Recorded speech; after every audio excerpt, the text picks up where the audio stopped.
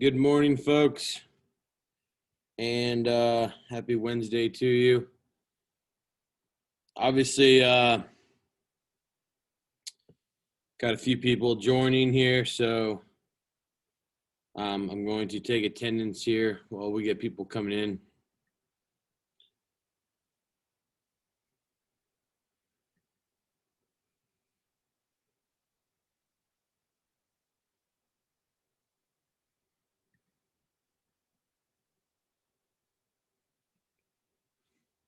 All right. We're at 16. I'm hoping we get a few more than that. There they come. All right, so I've got a warm up for you guys today, but you don't have to post in the discussion thing. I just want you to post it to the chat box on the Zoom. All right, so I'm going to take over the screen share here. And here's what I'm looking for you guys to answer today as I take attendance. In the chat box, name 3 aspects of Roman culture we still use or have today. Go ahead and do that now, please.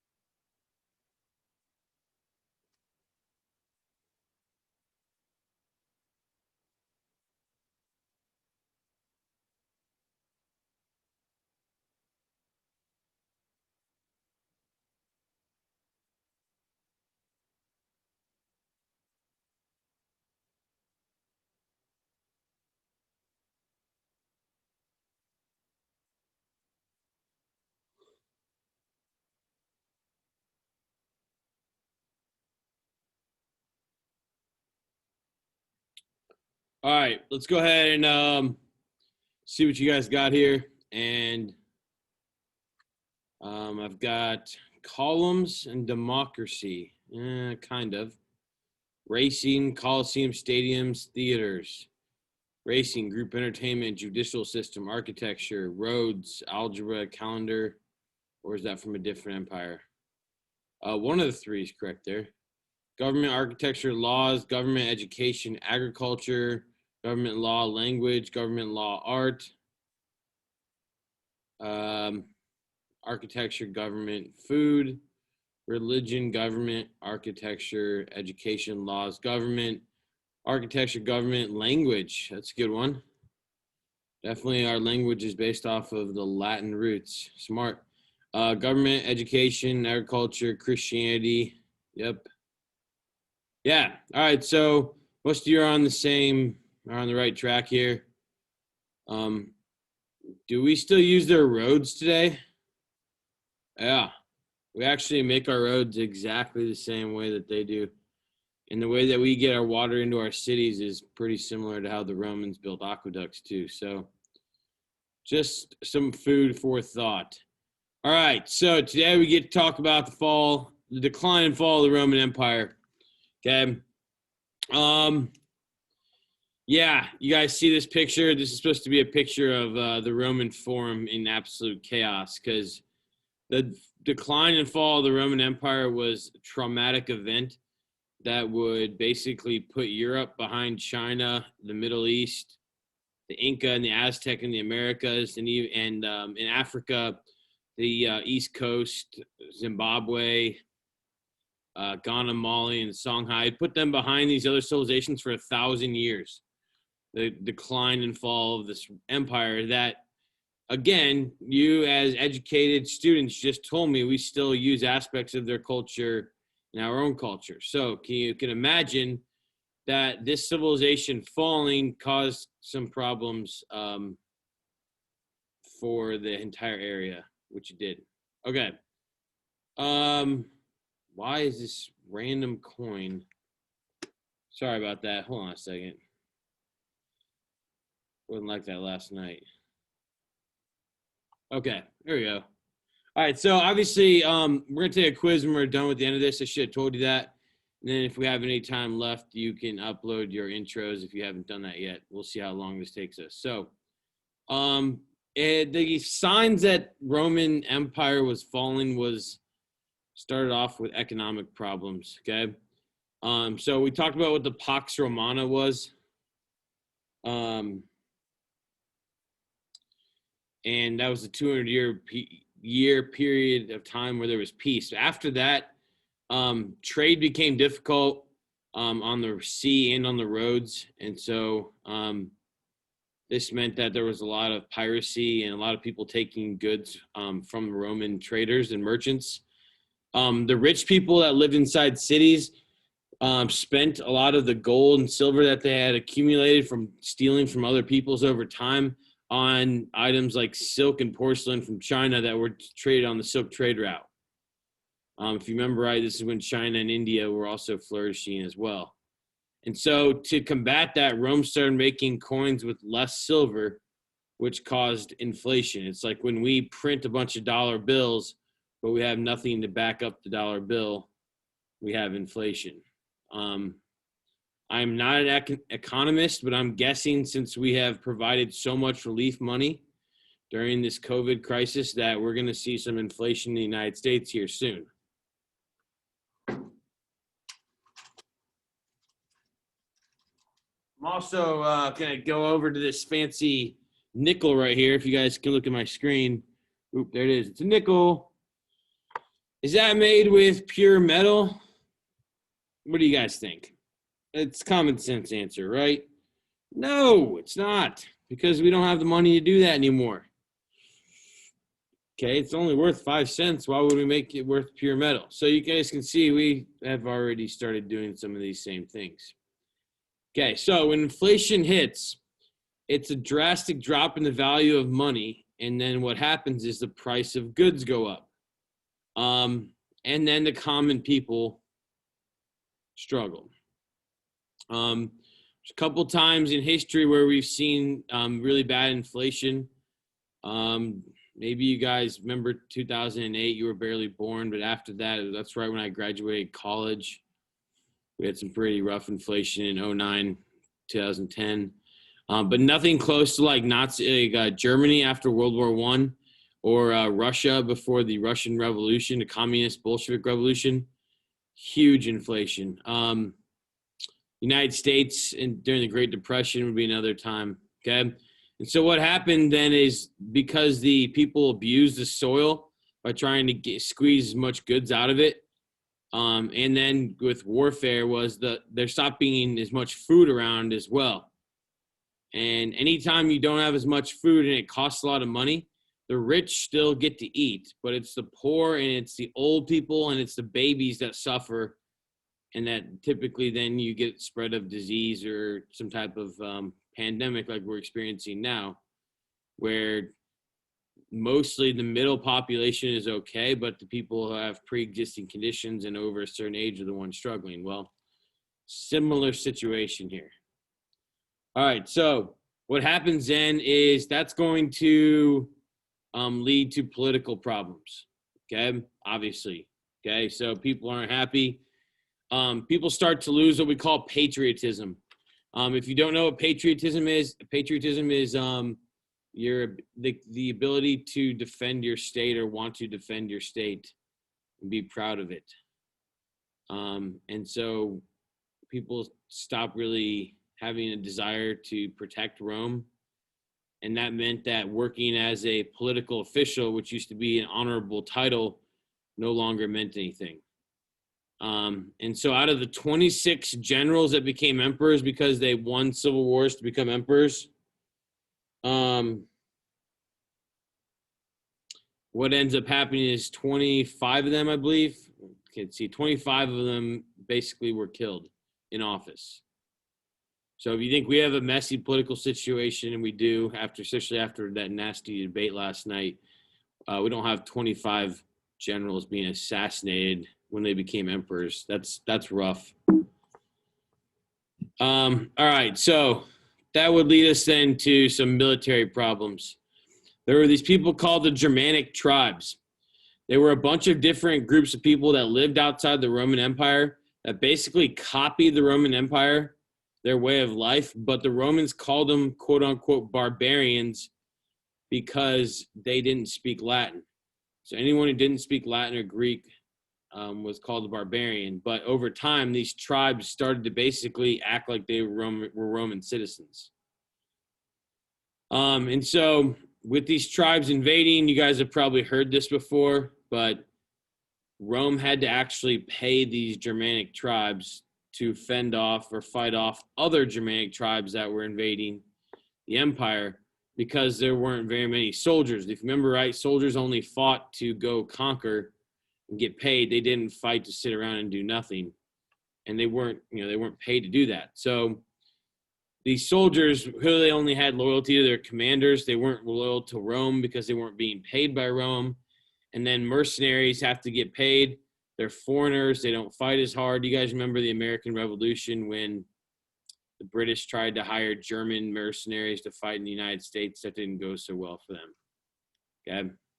Similar situation. All right, so they tried to make some changes. The first one is most notably is Diocletian. And what he did was tried to revive the army, tried to persecute Christians because he realized that they weren't loyal to the state. They were loyal to their religion. And then probably his most important and biggest move that would change the course of history is he split the Roman Empire in two. Okay, the people that spoke Greek and acted more Greek were in the east. That became the Eastern Roman Empire, and that would last until 1453. So another 1,000 years. It's called the Byzantine Empire.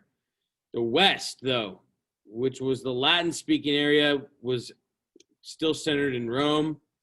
And then Diocletian moved him and a bunch of wealthy people over to the east because it was easier to defend than the West.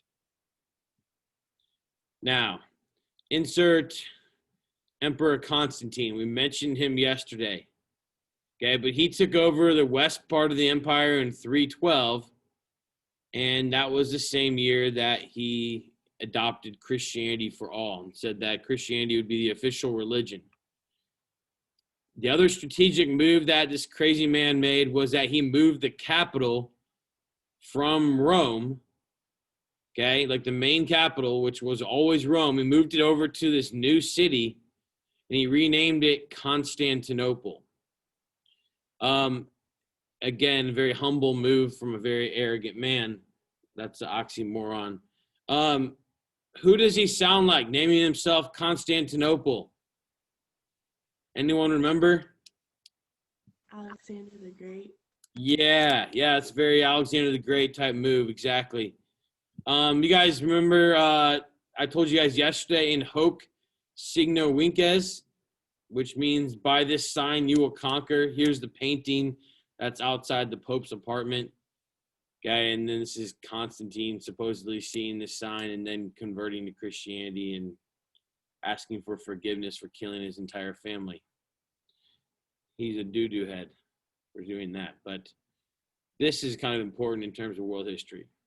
Okay, So it didn't like these like temporary fixes didn't really help the West, the Latin part. The West is going to have worse part because they're going to have invaders, the Visigoths, the Ostrogoths, the Vandals, and the Huns. And probably the most famous of all of these different invaders was these people known as the Huns and Attila the Hun. We got a question. Ian said, so he just casually saw a massive glowing cross in the sky outside of his apartment. No, Ian, he was on the battlefield. If you go back to the picture, he was on the battlefield and he was sleeping with his soldiers like before the night before the battle. And he looked up and he saw this massive glowing cross in the sky, okay, according to legend. The apartment part is that the Pope, where the Pope lives today, called the Papal Apartments, that is where this picture is because the Catholic Church this is a defining moment in their history. Good question. I'm glad I was able to clarify. Okay, so this fierce nomadic chief named Attila the Hun is chasing all these other Germanic groups inside of the Roman walls and inside the Roman cities. And the Roman cities can't handle a bunch more people who are poor and have no jobs running into their cities. And so it signaled major trouble. Here's a picture I wanted to show you guys of the split. You guys can see in the pink on the left is the Western Empire, and in the orange is the Eastern Roman Empire. And here's Constantinople. Today, the name of that city is Istanbul, one of the most famous cities in the world, a place I really want to go to that I've not been yet. We'll talk about it later. It's awesome. All right, so Attila negotiated with the Pope that if he could marry the last emperor's daughter, he would leave. And so Attila got to marry the last Roman emperor's daughter, and he left Rome after he burned the city down to the ground. So nice. Such a nice man. And then he ended up dying in 453 CE. But other German tribes basically continue to come in and just plunder Roman farms and take the riches away from Rome. And 476 CE, the Romans were sacked by the Vandals. They were a group of people from like Spain and North Africa. And that would mark the end of what we call the Roman Empire. Francesca says, do I know how he died? I want to say it was like a fever, but it wasn't like a famous, like he got his head chopped off or anything like that. But that's a good question. All right, so basically, by the time they're sacked in 476 by the Vandals, there's not anything left other than the church, and Rome will regrow again. And obviously, it's a big old city today, but the Eastern Roman Empire will continue. It'll be called the Byzantine Empire. And it's there that they preserve a lot of what we call Greek and Roman history and heritage. And then that will last until 1453 when a group of Muslims known as the Ottoman Turks, who are running away from the Mongols and Genghis Khan, end up taking over Constantinople. All right. That was quick. That was down and dirty, but we did it. And now what I want to do is we're going to do what's called a group quiz. So I need everybody to actually pay attention. I know some of you got the ceiling fan going on, and I love teaching the ceiling fans and phones, and people without their video on, like 400 of you or 40 or 4 of you, either way. We need you to pay attention because what we're going to do is a group quiz. Now, I need to explain the rules of the group quiz, and then we can take it. So I'm going to modules. I'm going down here to week number 10. And quiz number 9, semester 1. Answer the following questions as a class with Mr. Brunette. You will only be allowed to answer one question. So here's how this works. You may want to open up your participants page. Okay, on that page, you can raise your hand, I believe. Yeah, you can raise your hand, I think. Hope so. Yeah. All right. Yeah, we just had a hand raise. Who was that? I don't know. Usually I can tell. All right, yeah, so it works. All right, so here's what we're gonna do. I'm going to do this. Basically, I'm gonna put the question up. We'll read it out loud. We'll look at the answer choices. If you want to answer, you can answer. When you answer, or if you answer and you get it right, the whole class gets it right. If you get it wrong, then the class loses half a point and someone else can try to answer and you only get half the point, 1 out of 2 points for that question. Once you answer a question, you are gone. You are out. You have to just pay attention and listen. And so there are 10 questions. Hopefully only 10 people have to participate. The answers are pretty obvious if you've been paying any attention. And then we'll be done. Okay? And you're going to participate by raising your hand. All right, let's do this thing. Okay. All of the following are reasons for the fall of the Roman Empire, except for which? So we've got Canaan. Turner, you want to start first? Go ahead. More trade.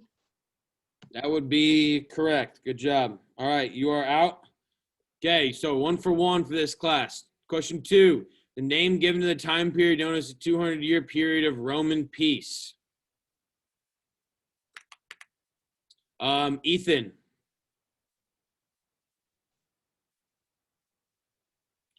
Ethan. Pax Romana. The Pax Romana, correct. Sorry, my mic was acting weird. Okay, good. All right, 2 for 2. The first emperor to accept Christianity as being legal in the Roman Empire. He also switched the capital from the west to the east. I got Wesley Goings. What do you got? Constantine. Bingo. Constantine. Nice job. All right, we got 3 for 3. Question 4. Which Roman emperor, known as Augustus, would change the empire from a republic to an empire?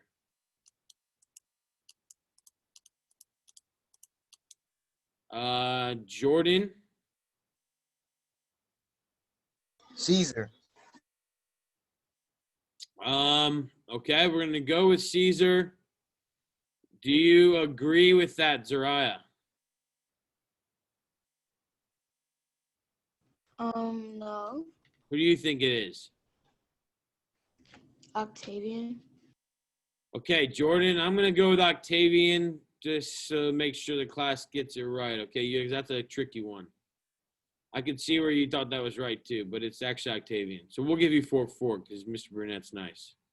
But that means Jordan is out and Zariah, for saving the class, now cannot answer either. All right. Jesus Christ of Nazareth was born a Jew and was raised in the Roman province of Judea. True or false? Luke Route. False. What's false about that?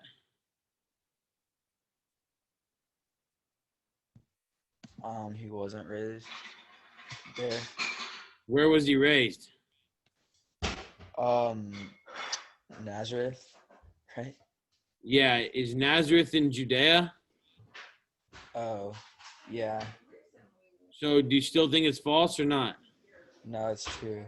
Okay, Luke Roots. Good job. He whatever he said. He just saved you guys again.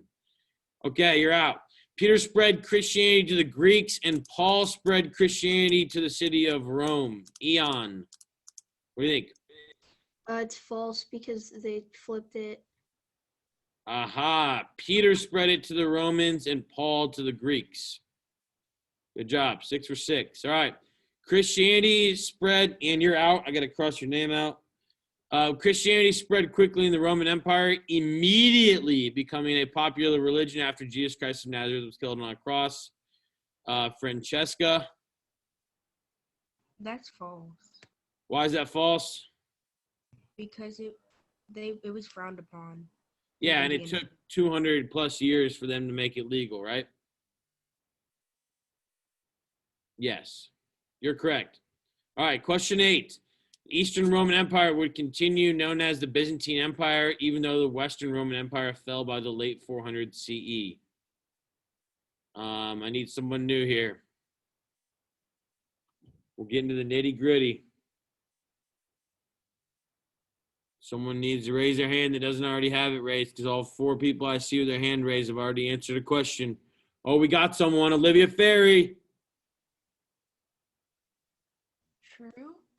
That is true. Correct. The Byzantine Empire would last until 1453, another 1,000 years in continuation of the Roman Empire, but it was Greek.